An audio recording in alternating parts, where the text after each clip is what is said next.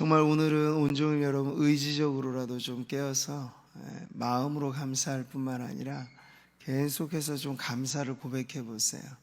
서로 만나지는 못하셔도 목자들은 목장의 가족들 연락도 한번 좀 하시고, 또 성도들끼리도 서로 같이 한번 연락하시고, SNS로 쓸데없는 글만 이렇게 보내는 것 아니라 서로 감사를 좀 나눠보세요. 내가 감사한 이유 10가지 이렇게 해서 서로들 좀 나누고, 그렇게 여러분의 고백이 담긴 여러분의 삶의 이야기로 올 한 해를 결산하면 새해는 밝게 우리에게 다가오리라 믿습니다. 그리고 아무리 후회 또 염려해도 그것이 우리의 인생에 아무런 득은 없어요. 그러니까 후회하지 말고 원망하지 말고 미련일랑 두지 말라. 오히려 여러분이 회개하십시오. 성도가 할 수 있는 가장 좋은 한 해 반성은 회개입니다. 그래서 감사 기도와 또 하나님 앞에 회개하는 기도가 좀 있어서 우리가 한 해간 시작할 때 가졌던 마음, 그러니까 초심이 끝심으로 이어지지 못한 부분들 혹 있다면 그 부분도 좀 하나님 앞에 회개의 기도로 아뢰면서 결산을 한번 정확하게 하시면 좋겠어요. 그러면 우리 모두에게 새해가 밝아오르게 될 것입니다. 자, 믿음의 성도들은 이 끝이 아닌 거예요. 새로운 시작의 출발인 것이죠.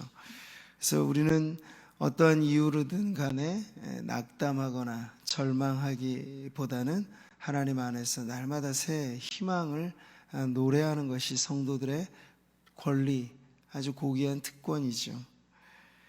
너는 하나님께 소망을 두라. 나는 그가 나타나 도우심으로 말미암아 내 하나님을 여전히 찬송하리로다. 여전히. 이 마지막 자리에서까지 우리의 감사와 또 찬송이 여전한 성도들이 되시기를 축복합니다. 자, 뜻을 정한 인생. 오늘 우리는 2주차 마지막 시간이죠. 오늘 송구영신 예배가 있고 이제 내일은 1월 1일로 넘어가게 됩니다.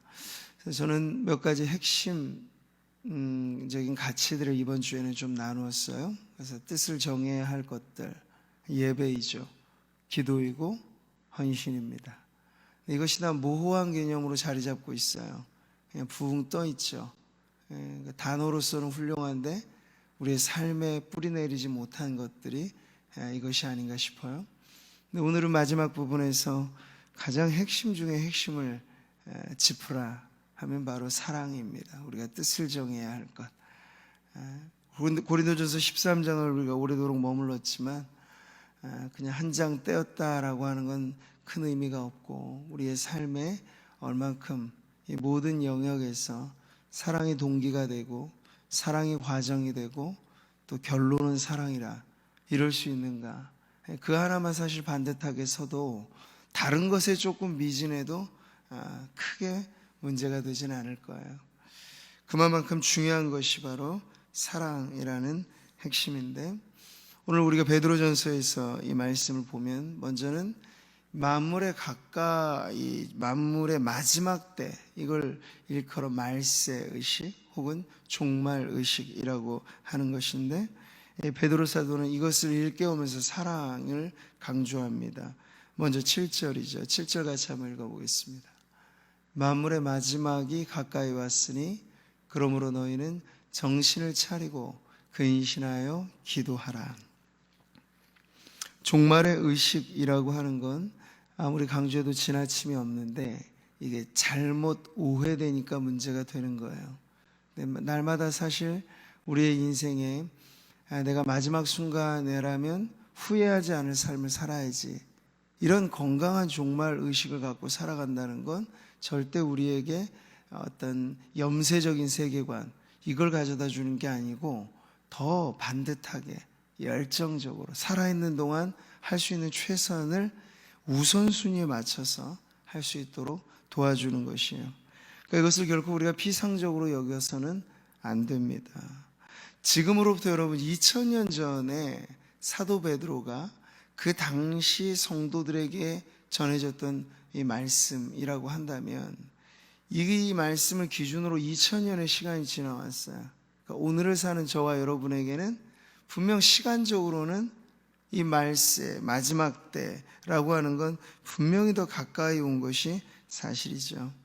그렇기 때문에 근신하여 깨어 있어야 될 이유는 우리에게 너무나 분명한 것입니다. 이것을 바울의 표현으로 바꿔본다면 이런 말이죠. 세월을 아끼라. 때가 악하니라. 때가 악하다. 이 죄로 물든 세상, 그리고 만물의 마지막 때를 살아가면 유혹과 핍박은 더 거셀 수밖에 없습니다. 예수님께서 이 종말에 관한 가르침을 24장 마태복음 25장에서 집중적으로 하실 때 그 종말의 시기에 우후죽순 일어나는 일들, 거짓 그리스도들과 거짓 선지자들이 일어나 큰 표적과 기사를 보여 그 다음이 아주 중요하죠. 할 수만 있으면 택하신 자들도 미혹하리라. 득실득실하는 이 마귀 사탄, 그 휘하의 세력들이 표적으로 삼는 건 타겟은 분명해요. 하나님의 백성들을 아주 집요하리만치 유혹하는 방법으로, 핍박하는 방법으로, 냉탕 온탕 온도차는 아주 크겠지만 목표는 하나예요. 무너뜨리려는 거죠. 그러니까 이것이 우리가 만물의 마지막 때라 부르는 이 종말, 그리스도의 초림과 재림 사이를 살아가는 이 전 구간에 매우 혼탁한 영적인 상황을 말해주는 거죠. 여러분, 우리는 뭐 특정한 어떤 그 사람들을 이끄는 자리에 있으면 그 사람이 리더라고 생각을 하지만요, 모두가 다 리더십은 발휘합니다. 가정에서 부모는 자녀들에게 리더이고, 크든 작든 여러분이 소속된 어떤 곳에서 영향을 주는 것이 바로 리더인데, 우리는 누군가에게 좋은 영향을 주지 않으면 상대방이나 혹은 주변으로부터 영향을 받으며 살아갈 수밖에 없어요. 그러니까 리더십이라고 하는 건 내가 이끌지 않으면 이끌려간다, 이런 개념으로 생각을 하시면 돼요. 거룩한 실천을 담아서 우리가 예배하는 데 뜻을 정하고, 또 기도하는 데, 헌신하는 데, 그리고 사랑하는 데 뜻을 정하지 않으면 그것과는 상관없이 돌아가는 세상에 이끌려지게 되는 거예요. 저나 여러분이나 뭐 지구가 잡아끄는 이 힘으로서 중력을 느낍니까? 느끼지 못하죠. 근데 현상적으로 우리는 발을 딱 땅에 붙이고 살잖아. 이게 바로 힘이라는 거예요. 힘. 그러니까 새 속의 힘이라는 건 눈으로만 보여지는 게 아니고 느끼든 느끼지 못하든 우리를 잡아끕니다. 반 하나님적이고 반 그리스도적이고 반 기독교적으로 잡아끄는 건데, 우리가 거기서 저항하지 않고 깨어서 근신하여 있지 않으면 모르게 끌려갈 뿐이에요. 의식하지 않은 상태로 영향을 받을 뿐이죠. 자, 이 만물의 마지막 때는 바로 그러한 때입니다. 자, 이러할 때 이 베드로는 사랑이라고 하는 것이 이 시기를 살아가는 성도들에게 우선적이고 얼마나 중요한 것인가 하는 걸 이렇게 말씀하죠. 같이 읽겠습니다. 무엇보다도 뜨겁게 서로 사랑할지니 사랑은 허다한 죄를 덮느니라.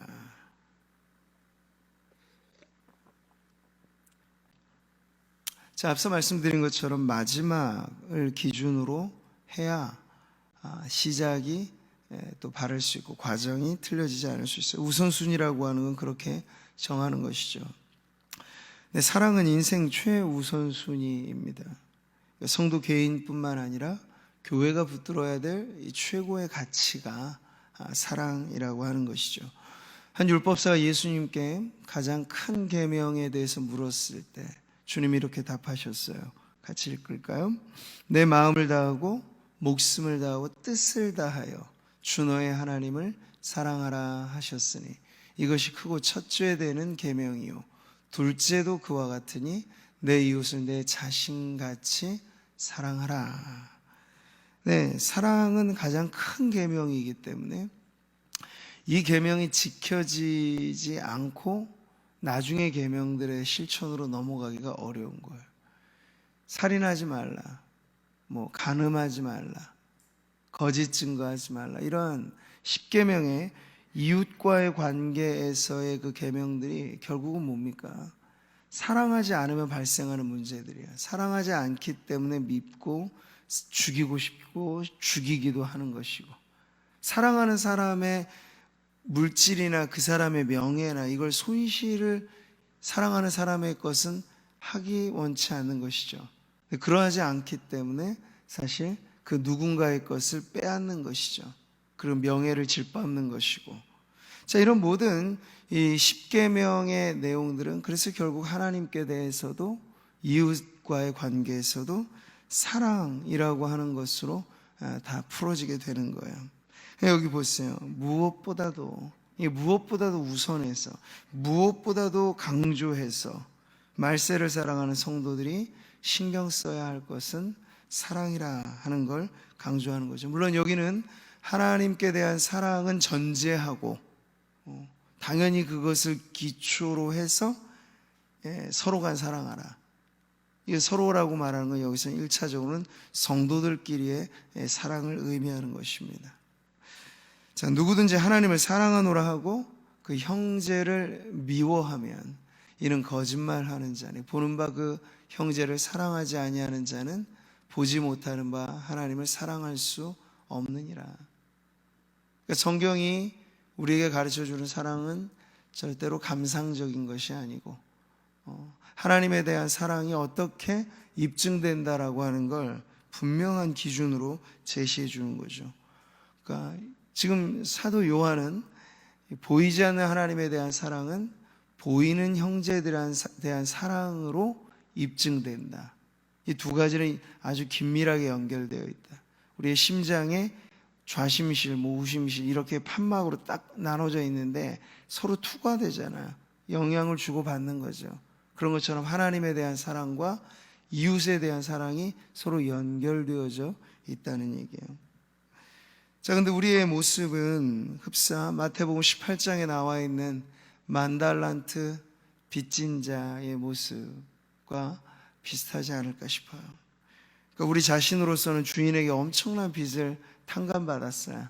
만달란트는 과장된 극과 극의 비교의 전형인데 엄청나다. 이건 수치로 환산할 수 없을 만큼의 어마어마한 이 빚을 탕감받았다는 게 중요하죠. 근데 문제는 그 다음부터 나와요. 이 정도로 탕감받았으면 인생 완전히 역전, 인생의 주인공.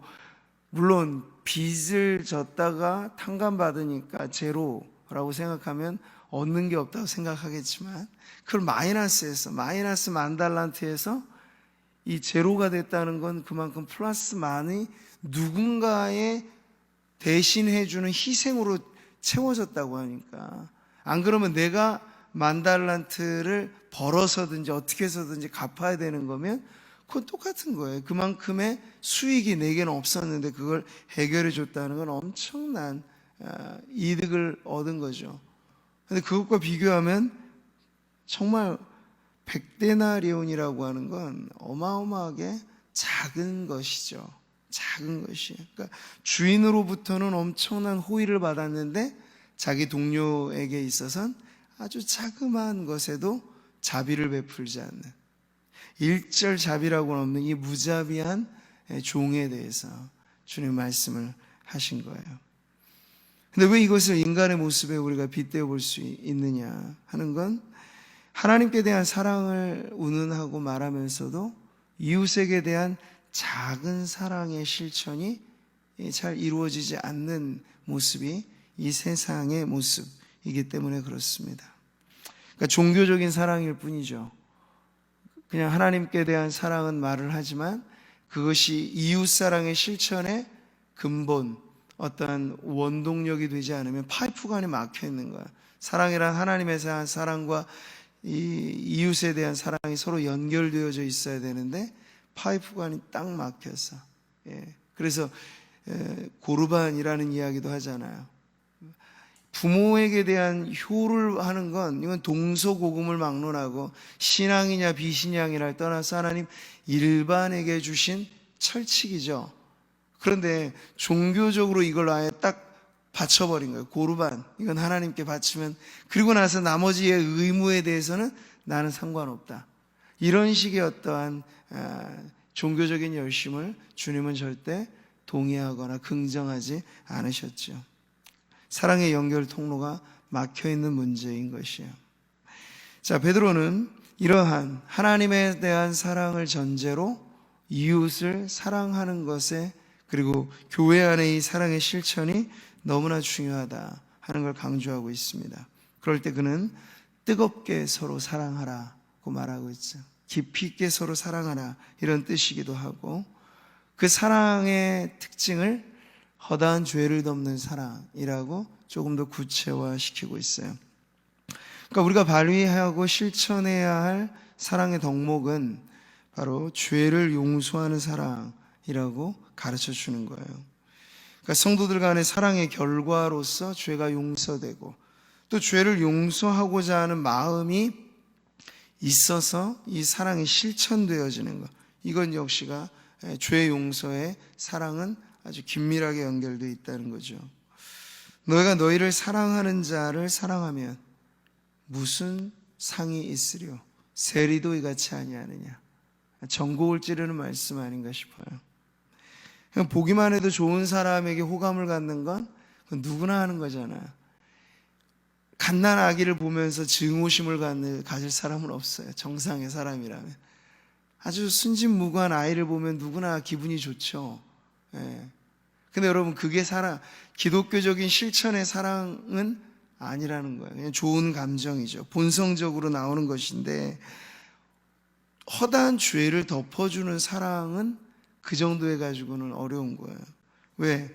주님은 우리가 사랑해야 될 상을 그저 좋은 사람, 뭐 주는 것도 없이 그냥 호감이 가는 사람, 이런 사람이 아니고, 말하자면 좀 미운 사람, 얄미운 사람, 그리고 괜히 주는 것도 없이 비호감인 사람, 이게 있어요. 사람들마다 그저 그렇게 여겨지는 사람.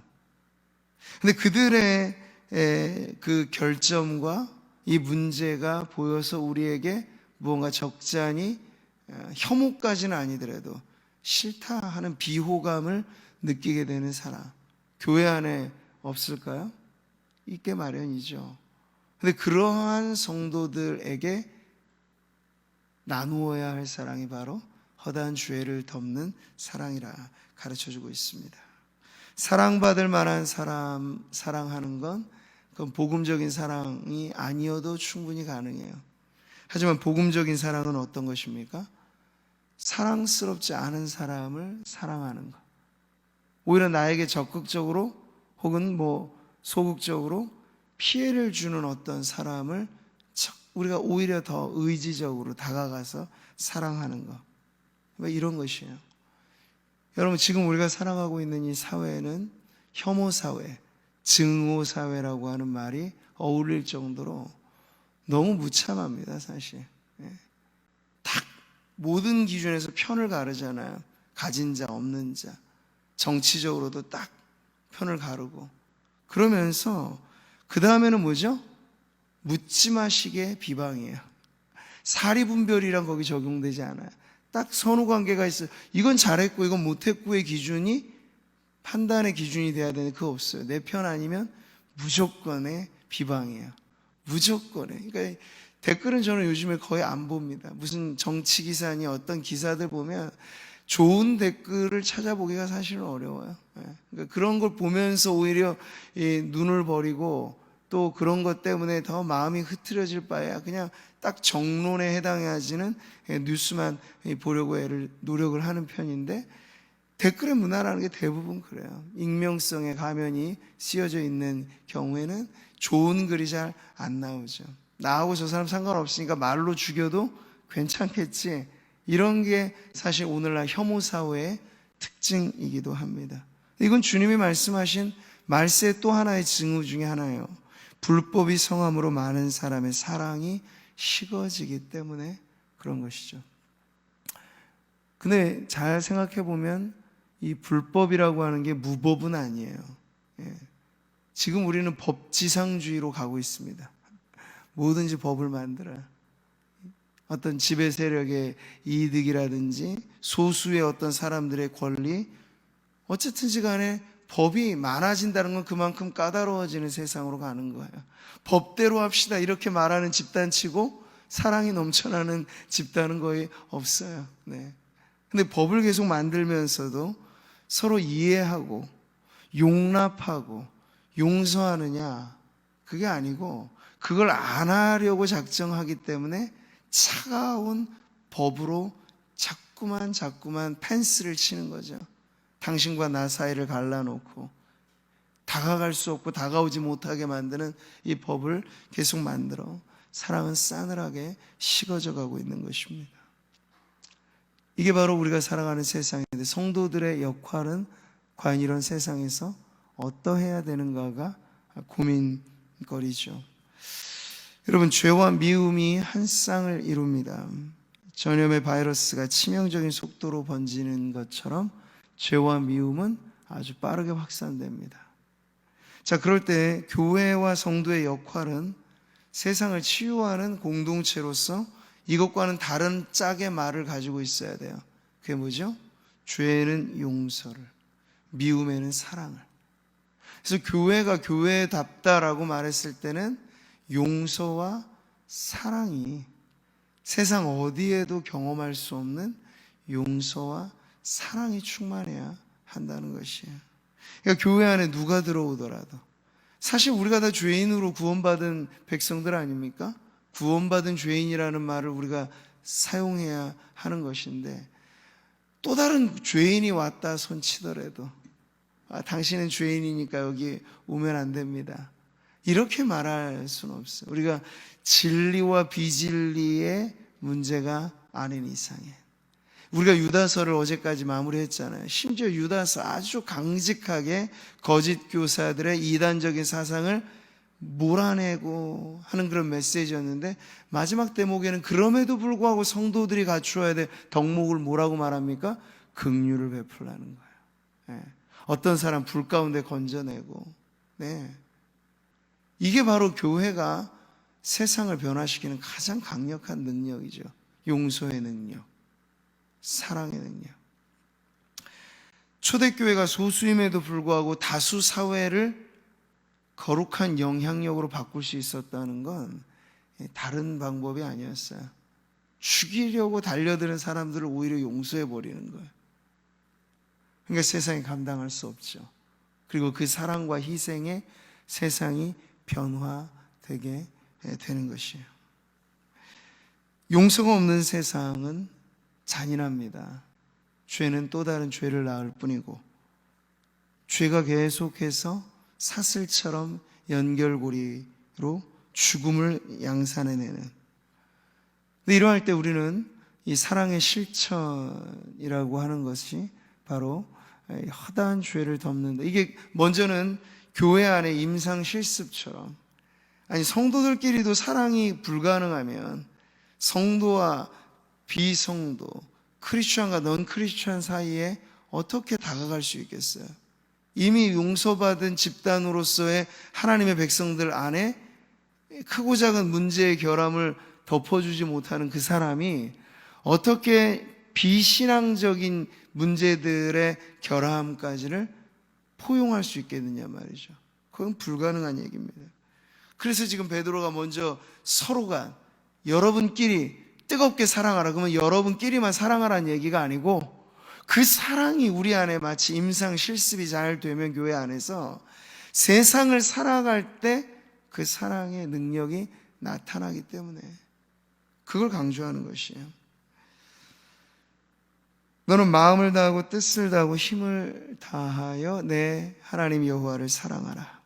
자, 오늘 이 새벽 뜻을 정한 사랑, 이것은 하나님께 대한 이와 같은 전의지적인, 전인격적인 사랑이 이웃에게까지 교회 안에서 그리고 교회 밖으로 흘러가는 사랑이라는 걸 가르쳐 줍니다.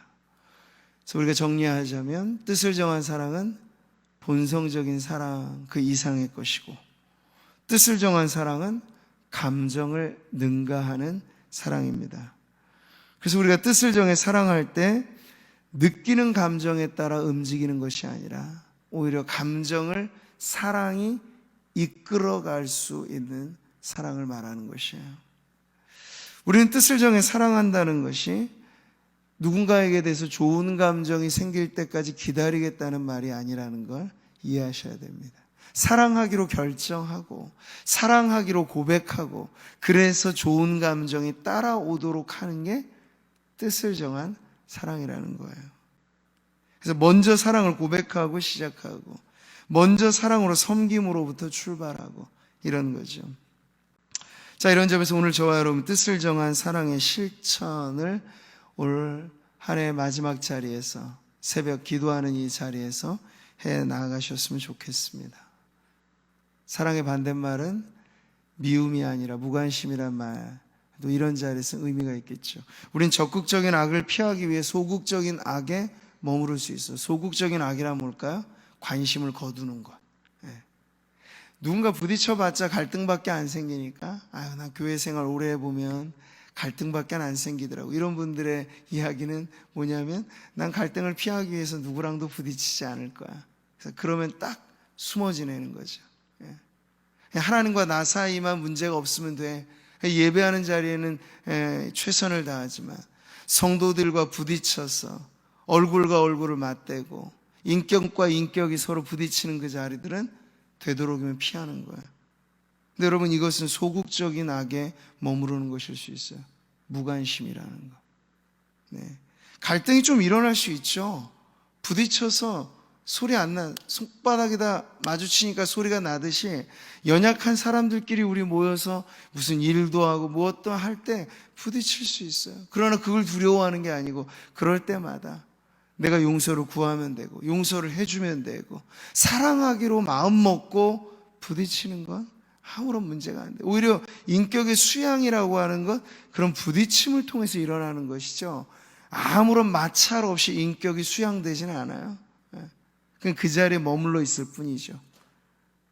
그러니까 여러분, 이 실천은 작은 것에서부터 한 걸음씩 옮겨가는 건데, 그렇다면 여러분이 자연스럽게 관심의 대상, 누가 뭐 말하지 않아도 스스로 연락하는 그런 분들이 아니라 교회에서 자주자주 보기는 하지만 한 1년 지나 10년 지나 한 번도 말을 건네보지도 못한 그런 성도들이 이 교회라고 하는 울타리 안에 같이 있다는 것 자체는 우리가 참 안타깝게 생각해야 될 부분이잖아요.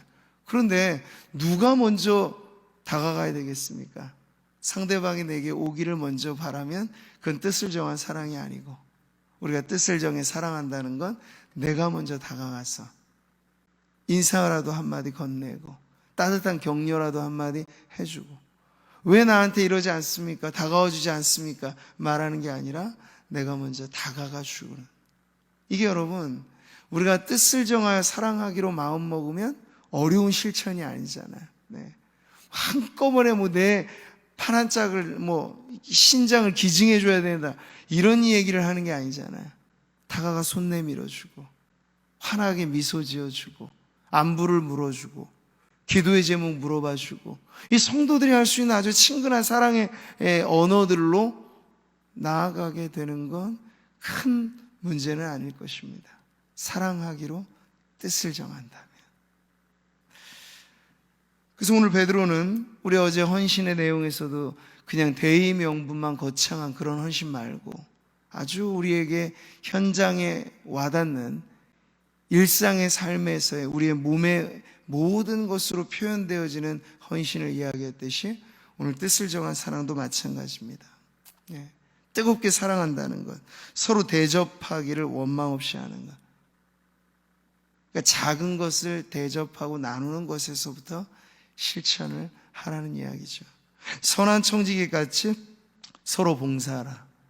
그러니까 교회 안의 봉사도 뜻을 정한 사랑이 있을 때 얼마든지 가능하고, 근데 그것이 우리가 크든 작든 교회에 대한 섬김과 봉사가 사랑의 실천이 될 수 있다는 것이에요. 사랑하는 성도 여러분, 올 한 해가 우리가 지나가는 이 자리에서 참 지나고 보면 빠르게 흘러간 세월이라고 보죠. 사랑해도 모자랄 세월인데 우리는 안타깝게도 그 안에 많은 미움이 있었고 많은 무관심들이 있지 않았나 싶습니다. 만물의 마지막 때가 가까운 이 말세를 살아가는, 언제 주님 다시 오실지 모를 그러한 거룩한 긴장 속에 살아가는 성도들에게 이제 세월은 다시 한번 새로운 날들이 우리에게 다가온다는 건 하나님이 주신 또 한 번의 기회인데, 어떤 기회일까요? 서로 사랑하라고 주시는 기회. 우리가 대망하는 하나님의 나라는 사랑의 나라야. 그 나라에서 영원히 질리지 않고 힘들지 않게 살아가는 비결은 이 땅을 살아가면서 사랑을 연습하는 거야. 왜요? 거기서는 미움 없고 거기서는 다툼 없으니. 미움과 다툼으로 익숙한 사람들은 천국에서의 삶이 절대로 어울리지 않을 거예요. 그러니 우리는 이 땅을 살아가는 동안 사랑하며 살기로 연습하고, 또 그렇게 새해를 뜻을 정해 맞이해 갔으면 좋겠습니다. 한 해간 너무 나의 아픔에만 몰두한 나머지 바로 곁에 있는 이웃과 타인, 아니 더 가까운 우리 성도들의 아픔과 슬픔에 우리가 관심을 두지 못했다면, 우리가 다시 한번 이 관심과 또한 우리가 먼저 나아가는 작은 실천을 통해서 뜻을 정한 사랑이 이루어지기를 바랍니다. 그래서 2021년 새해에는 이렇게 결단하는 거죠. 하나님, 작은 것에서부터 제가 먼저 사랑을 실천하겠습니다.